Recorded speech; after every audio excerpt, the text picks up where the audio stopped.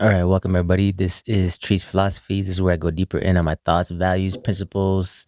People always tell me I go too deep. Well, I go deeper, baby. Anyways, on today's Trees Philosophies, we're going to be taking a slightly different approach to a normal episode, and we're going to try more of a podcast style where we're going to have a full out conversation. So strap yourself in. Now, today's guest is my friend Shaya here, and I brought her on because, similar to myself, Shaya is also an immigrant that came to Canada at a young age. And like many immigrants, as myself, she has been seeing a pattern and a set of behavior in terms of the censorship, the control of information that is slowly and continually taking place in Canada and other Western countries. And again, as myself, being an immigrant, this is very alarming because it brings back memories of things that happened in history, which led to people having to immigrate to other countries. So, thank you for joining me, Shaya. Appreciate your time. And just right off the bat, what do you think it is about being an immigrant that gives you perspective to understanding these issues that somebody that's maybe born in Canada or somewhere in the West doesn't necessarily have? Hi, thank you for having me. Of course. I think just the fact of coming to Canada at a young age and being introduced to the freedoms that I didn't have before, uh, having it that gives you a different perspective than someone who's rather born into it. Because when you're born into, in my opinion, when you're born into it, you just accept it and you go with it. Why are things like this? Oh, because that's how they are. Whereas if you have a different experience previous, then you come into it and you see some changes, then you you can question more. hmm So your being an immigrant kind of allows you to question things and see things from a different perspective, and allow you to essentially assess this story that's unfolding in front of us from maybe an outside lens, a different lens, if you will. Yes. What was it like growing up in Iran? And I guess just to take a step back, I guess what your concern is and what my concern is, and what you mentioned was some of the rights that are being taken away, some of the freedoms that are being taken away, and being immigrants. That's one of the biggest things that you look at when you're going to a different country. Typically, is going somewhere that's more free, that's going to allow you to be and live your life in a free manner, whether that's in terms of practicing your religion or being able to work a certain field and study a certain field and start a business, even, you know. So those freedoms are really important, and they are diminishing and becoming less and less. And yeah, tell me a little bit about your upbringing in Iran. What was that like, and what were some of those experiences like for you? Okay. Yeah. So as a child in Iran, so I came here when I was 11. So I had, and 11 is a good age to be able to tell what you can and can't do. It's a pretty good grasp of reality at 11, in my opinion. And it was some of the things like you can't wear whatever you want, you can't say whatever you want in Iran. You have to wear certain uniform, and there you can't wear makeup. You can't as a woman, and there's a lot of the rights that we have here in Canada that we don't have in Iran. So coming to that and coming to Canada and having to choose what to wear was pretty difficult too, because then you don't know what to wear. But it's a lot of rights that we take for granted here in Canada that other countries don't have. You have to wear hijab. You have to wear certain outfits that cover up in Iran. You can't really play with soccer in the streets, even though I kind of did with my, Yeah. yeah, I sort of was a bit of a rebel, but we kind of lived away from the city, so I was able to do that. Mm. for It's a not little as bad bit. outside of the main cities. Yeah, it used to not be as bad outside the main cities. It was I would go with my brothers and we'd go with our bikes. Mm-hmm. So Mm-hmm. Nice. and that is not even, you don't do that in Iran. You don't, like, girls and boys are very separated. Mm-hmm. So again, just in terms of that idea of freedom, a lot of restrictions of that freedom of not being able to, intermix with the boys, of being forced to say certain things, wear certain things, and I guess that played a bit of a role in your parents' decision when it came to, okay, it's time to leave, or how did that unfold when your parents decided, okay, we have to leave Iran and find a different place to live. Okay, so that was about so 1979 was the revolution, and then we left Iran in 1999, around 1999 2000. And so that was about 21 years after. But my parents were not seeing anything change, and there was a new president that was chosen by, the people, but not really, because it's the religious leader that chooses them. And since they didn't see, there was a lot of people hopeful for some change to happen, and it didn't happen. And and one of the things also that we left for is because my brothers have to do military service Hmm. if you don't go to university. So that's also why we left. But it was mainly because of the freedoms that we didn't have in Iran. And because my parents grew up went through the revolution, they had also an idea of what it would be like to have those freedoms and what it would be like to not have it, like living in a Hmm. place where they don't have it. So then coming to Canada was the next step that all happened kind of just by accident. Right. And you were saying how when you were in Iran and that process was happening, where at first there was much more freedom that was given to the people, and then it was slowly being taken away. You were saying kind of how that was first happening to certain subsets of people, and it allowed for the majority to kind of brush it aside and kind of say, "Oh, it's not to us," or whatever. You want to tell me Elaborate how, on that. yeah, how that unfolded, because I think it speaks towards like this human element of apathy that sometimes, oh, if it's not happening to me, then whatever, I don't care. But it's easy. It's an example of how that type of thinking can soon eventually come and bite you in the butt.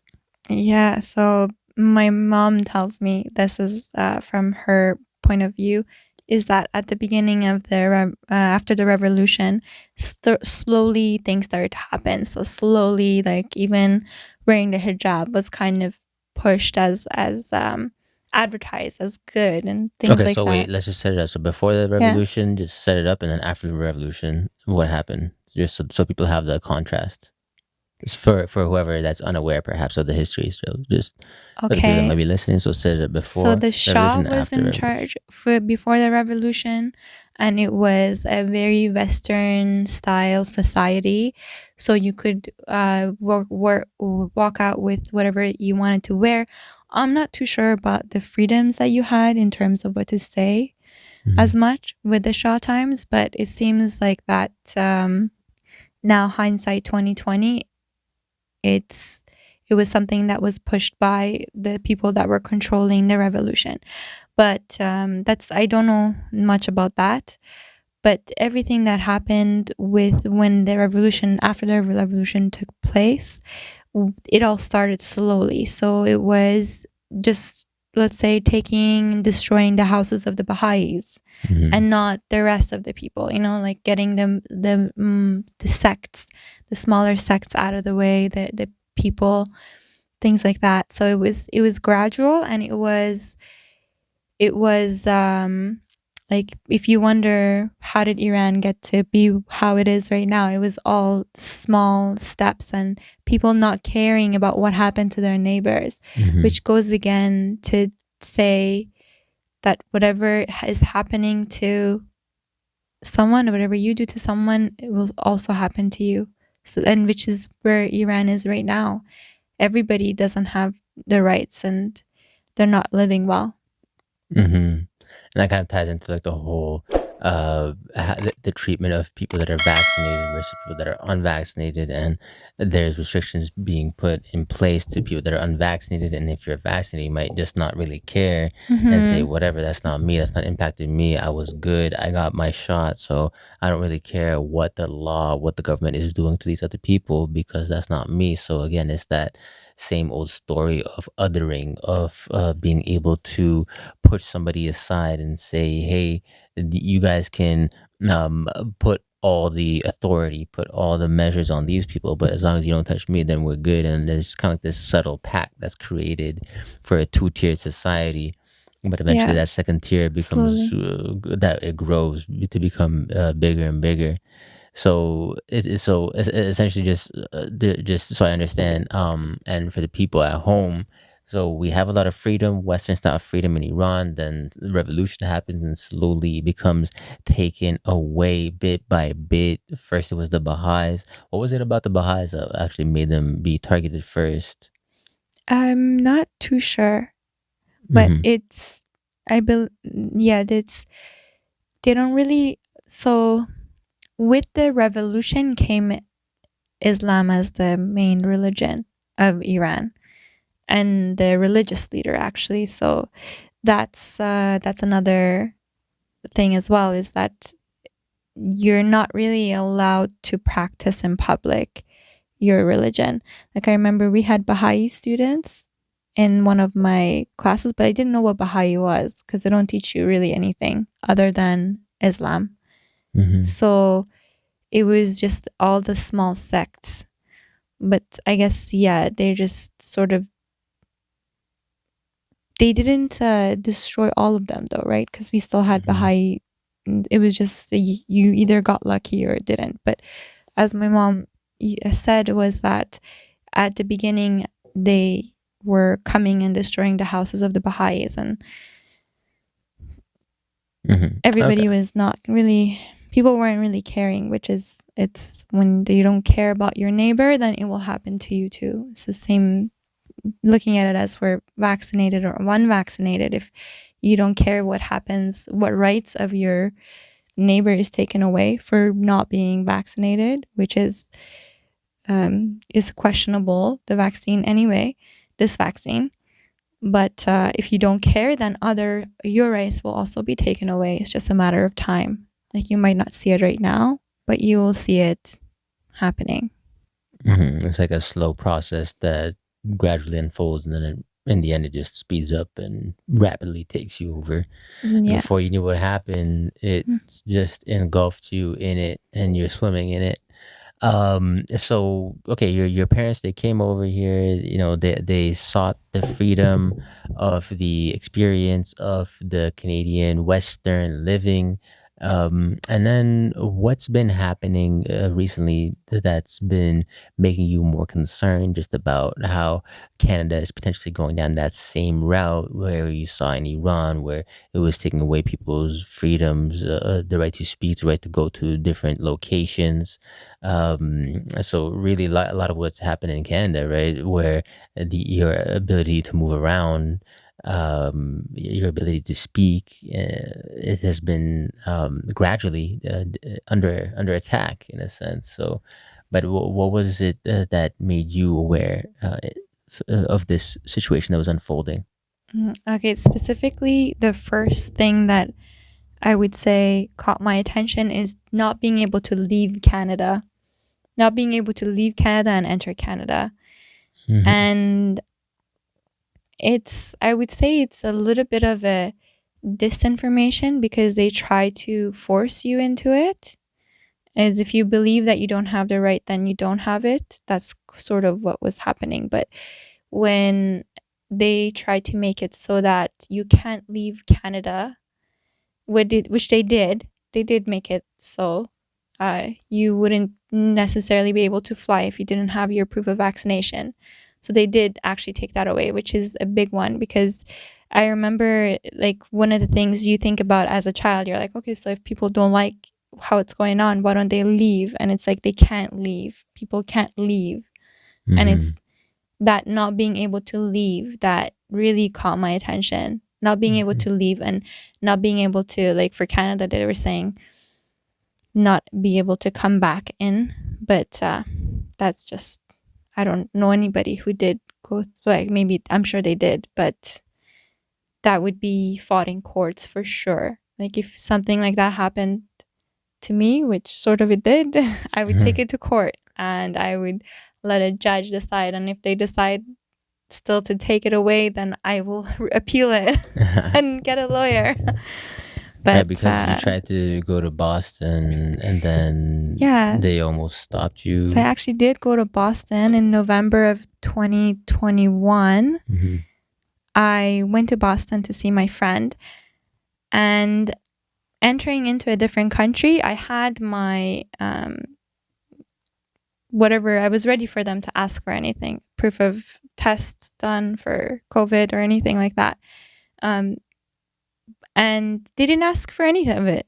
They didn't ask for if I was vaccinated, didn't ask if I have a COVID test, nothing. So it's disinformation because on the American border website, it said specifically, it said you can't enter if you aren't vaccinated or if you don't have a PCR test.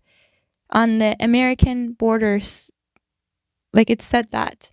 And when I went, they didn't ask at all. Mm-hmm.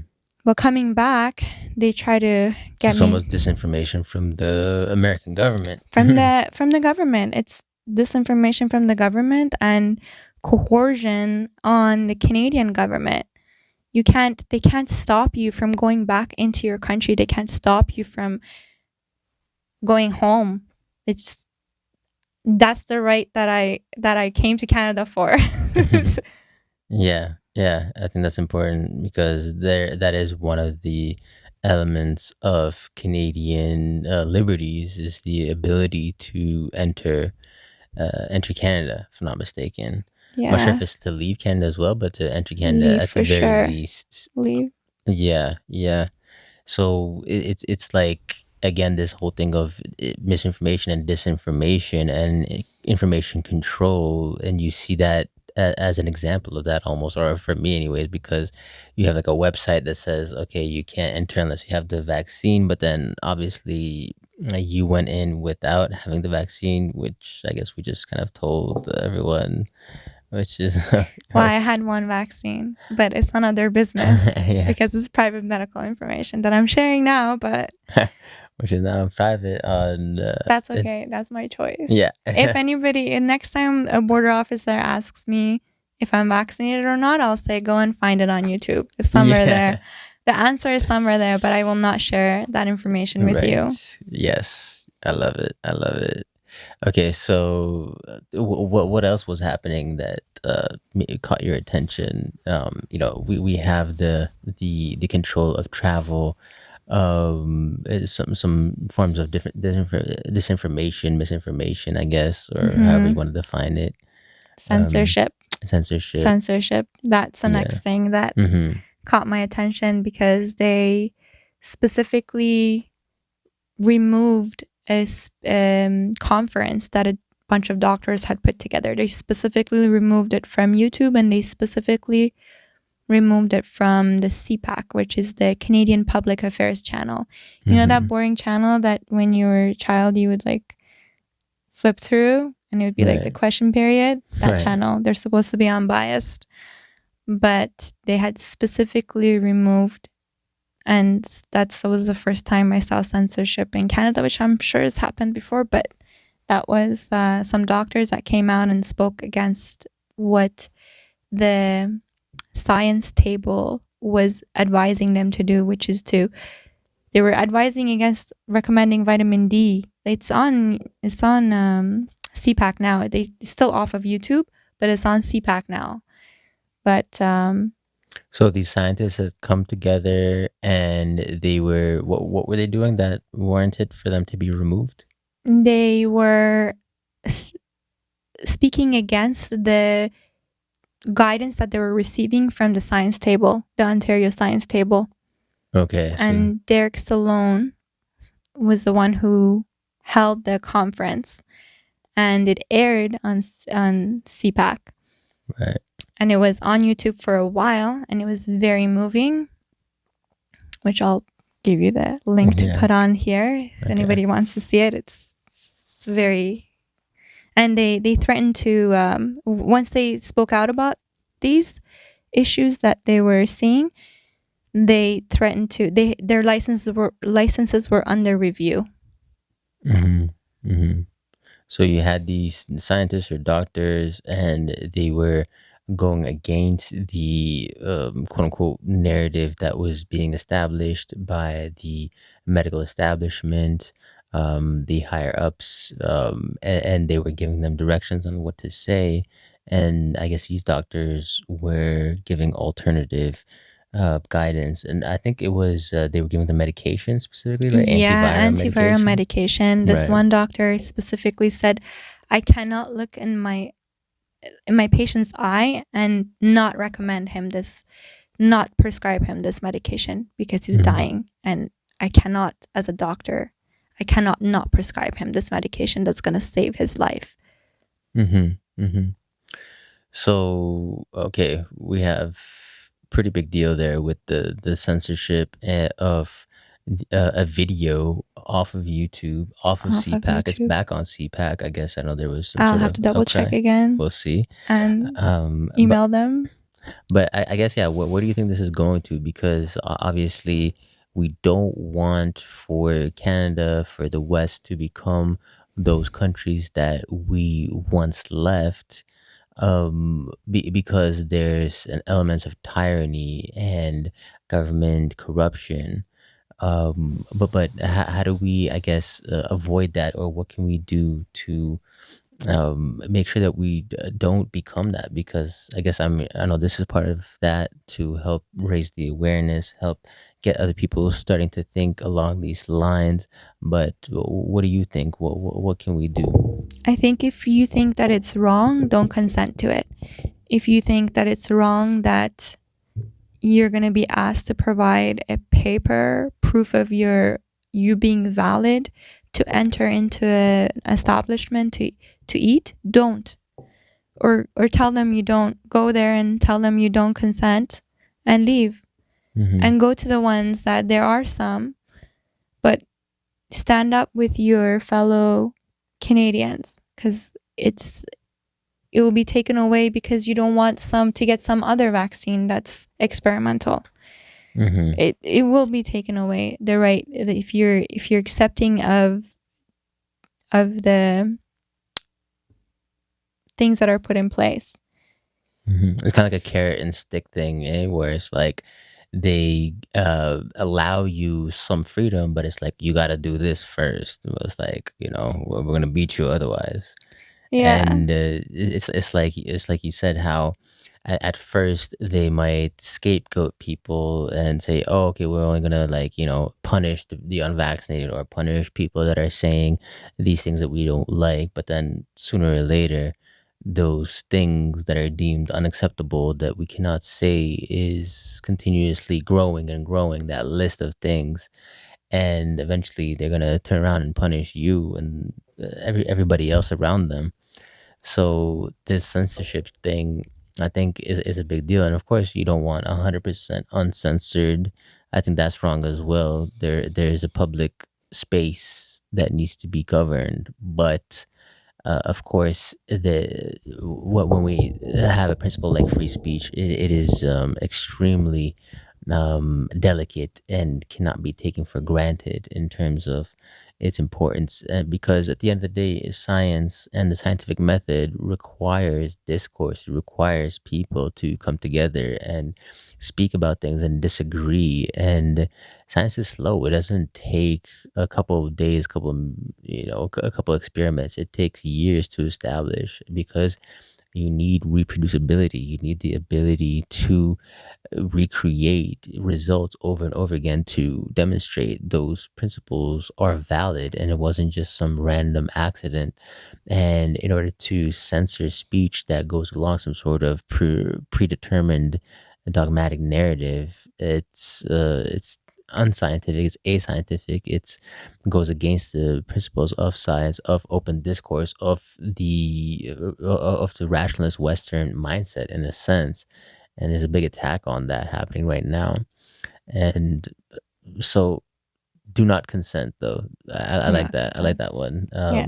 Do not consent. I don't consent. That's my new favorite line. I don't consent. Favorite line. Next time they'll ask me to fill out ArriveCAN, I'll say I don't consent and just walk out because they can't stop you. They literally can't stop you. Just don't Okay. consent. I don't consent. You're at the Okay. border. They want you This is not advice. I don't know. I don't know, but if they want you to fill out, just tell them you don't consent to speak to a public health officer. True story. Okay. Do not consent. Do not Take consent. control of your body. I think this goes to that principle of how like evil it strikes between the hearts of each individual. So it's up to us to stand up against it, each one of us. So there's all this censorship that's happening of doctors being unable to speak. There's all this demonization of people that have different beliefs, and removal of their rights, whether it's the ability to travel, to speak, to pay for things, to buy certain things. And we need travel, and we need traveling. We need traveling. I don't care what the government says. We need it for our mental health. Yeah. We need to travel for our mental health. That would be a good Canada defense. being as big as it is. Yeah, and the winter, you need to get away. You need to travel. Doesn't matter if you have had an experimental vaccine or not, or if you've had COVID. They don't take that into consideration. Just science. Like if you say I think science. recently only the CDC in the US, I'm not sure if Canada's caught up, but they started to acknowledge that the natural infection and the natural immunity is or just as on good, par with the vaccine. So finally they are starting to acknowledge that. Just hopefully Canada catches up as well in terms of that. And I don't know if there's anything else you think that we can discuss, but I think this is a good start just to get the conversation going. Again, I just wanted to talk to you just to get the immigrant's perspective, because I think it is valuable because, you come from a place like Iran, and the things that happen there, I think are, it's history, and history repeats itself, and we need to be cognizant of it, and we need to speak to people that are close to that history, that can tell those stories to the future generations that weren't aware, and understand what the pitfalls are of certain modes of thinking. Because again, as humans, we are creatures of patterns, and behaviors repeat themselves. So if we can learn from the past, then ultimately that is the best goal. And we have Leo here. Making okay. I guess that's a good cue to wrap up the podcast. Yes. All right, that was Trace Philosophies. Catch you later, guys. Peace.